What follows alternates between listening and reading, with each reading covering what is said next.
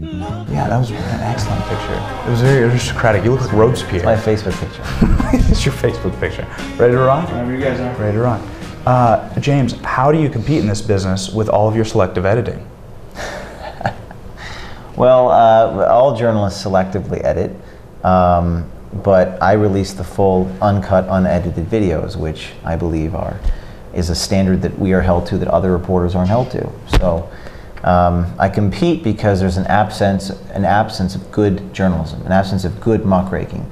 And there's a lot of blogs, a lot of aggregators, but very few people are willing to get out there and challenge authority. So that's what we do, and I think there's a huge market for it. Mm-hmm. Can you comment on the state of investigative journalism from the mainstream? Well, recently we released videos into Medicaid fraud, and Spencer Meads, who's 22 or 23, John Buckley, who's 22, they've just prompted attorney generals to investigate Medicaid fraud in Virginia, in Ohio, South Carolina.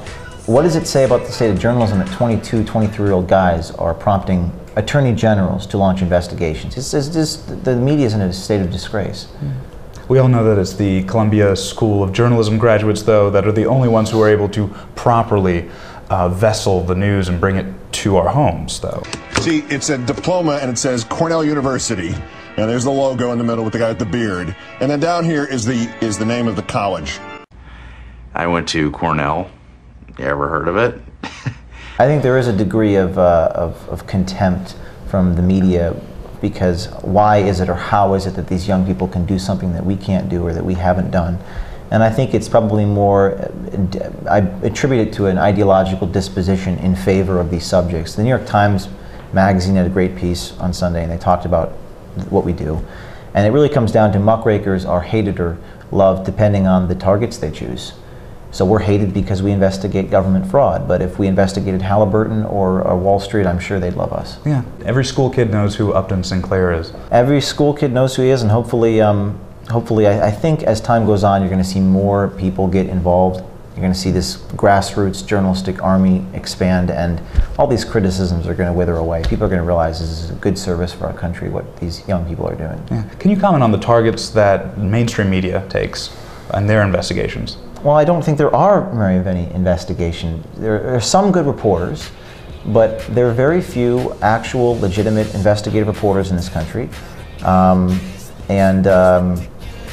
I don't know why. Maybe it's because it cost money, it cost courage, it cost tenacity to go after these subjects, but that's something that I think people who are genuinely passionate about investigating things, that's something that we're going to compensate for a lack of that. Mm-hmm. Andrew Breitbart told me that you might not want to quit your day job based on dancing.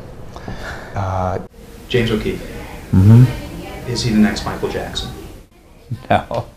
He likes to show off those moves. I mean, he definitely has worked on those moves for a long time. He doesn't realize that that's not where he's going to make his killing. His killing is going to be in the masterful understanding of human psychology.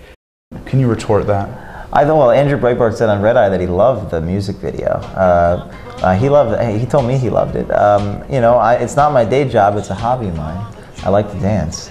And in all the videos, Acorn, you know, a lot of them you see me dancing with costumes on. So it's just something I like. I like to have fun doing what I do, and I have a good time. So music, dancing, it all becomes part of the experience. So we've got hookers, we've got drug dealers, we've got Lucky Charms Man, and we've got drunken teachers. That's right.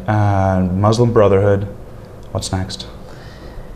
Well, I couldn't tell you because that would spoil the investigation. But we've got a number of teams in the country working hard, creatively coming up with new exposés, always changing up the tactics. We don't want to do the same thing again. But you'll just have to wait and see. Our website is projectveritas.com, and people can make a donation if they want us to do more of these films. Thanks, James. All right.